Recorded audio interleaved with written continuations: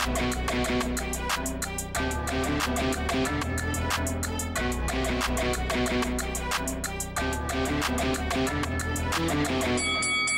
guys, welcome to Boxing Squared for boxing news and views from around the internet. The trainer for Anthony Joshua, Robert Garcia, who was in the camp for the Alexander Usyk rematch, which was in 2022, says that he is recommending Anthony Joshua not face Deontay Wilder in the next 1 or 2 fights. So he's told the Spanish news outlet Izquierdazo, apologies if I got that wrong, butchered it a bit. He says, one thing that I told Joshua's team, and I would tell them again now, is that I don't recommend them to look for a big fight such as Wilder immediately. Anthony is a huge star in Europe, one of the biggest in history. He should look for 2 or 3 fights a little more adequate. I don't want to say easy because there are no easy fights, but he needs a more adequate fight. He needs to regain confidence and get used to a new trainer, because it was a big challenge to get a new trainer and go directly against Usyk, as was in my case. It's not only a challenge for AJ, but also for me to go into a rematch after being dominated in the first fight. It was difficult. And of a potential fight with Wilder, he said it wouldn't go to the scorecards. Both of them hit hard. Many may think that Wilder is going to knock AJ out, but I think whoever lands first will win the fight. I worked with Anthony and he hits hard. I've never felt Wilder's power, but it looks like a hard punch. But Anthony's punching power is very strong. I think Joshua has the same punching power as Wilder. It can't be any less strong than Wilder, so I think whoever lands first wins the fight. Robert Garcia. And I guess there is something to say about 2 losses on the bounce, that he should, especially if he's going to have a new trainer, and it seems like Garcia's off the scene. It's sort of made that clear in that those quotes, and also Joshua had made some comments previously that were a little bit cryptic, but indicated Garcia may not be coming back. But I think training with a new trainer, it can take a few fights to bed things in. But Joshua's training setup is a little bit strange because he has Angel Fernandez already there ensconced in the camp, and it was a 1A, 1B situation with Garcia and Fernandez. It's a weird situation, and they sort of need to sort it out, because otherwise it could end up, having a detriment to Joshua's career, in my view, and I've just talked about that in another video, so I won't go into it. But of the Deontay Wilder stuff, I think a lot of people, we want to see that fight, and I think a lot of people believe it probably does come down to who lands and first. A lot of people would favour Wilder to get there first, given that Joshua has been so defensive and not wanting to sort of hang his chin out there and take many risks in his more recent fights, wanting to be more of a boxer rather than a power puncher. But obviously styles make fights, and it's heavyweight boxing after all.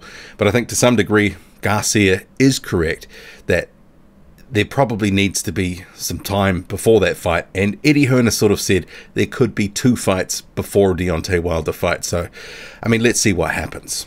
Meanwhile, Tyson Fury, the WBC champion, has been voted the British Boxer of the Year by BBC Sport website readers.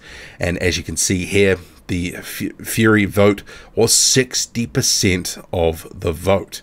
So pretty comprehensive, but obviously just a small smattering of boxers based on different accolades and achievements this year, but a clear winner, 3 times more vote than Natasha Jonas.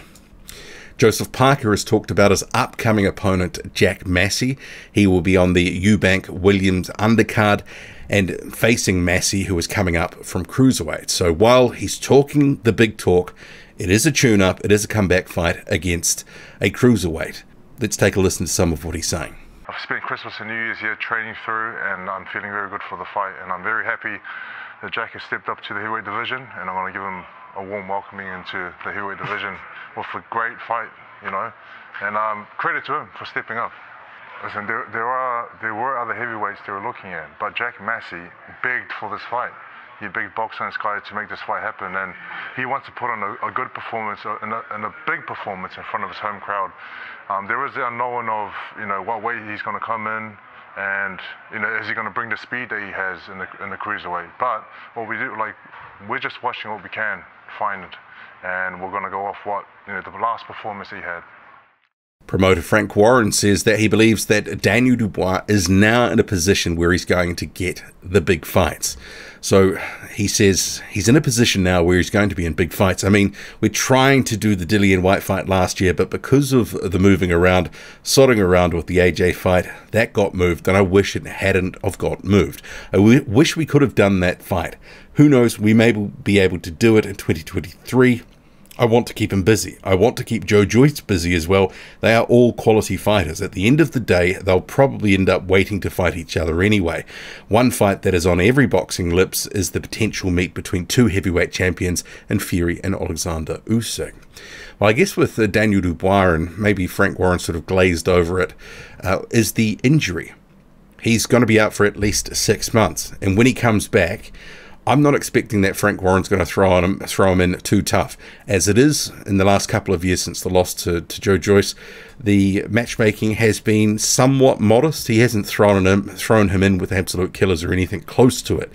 But he has put him in fights where he can gain confidence, and he's been through a little bit of adversity, say in the Lorena fight, which ultimately will be good for him, his mindset and his confidence. But, you know, if he's out for 6 months, probably only going to fight once next year, and maybe it's not going to be anyone good. We'll have to see. Daniel Dubois, the road to recovery for that ACL injury. Dave Allen has announced that he is going to be returning to the ring. He'll be on a Fight Zone card, and this is going to be February the 18th. He says, Feb 18th, I'm back. A win here should put me in the mix for a big fight.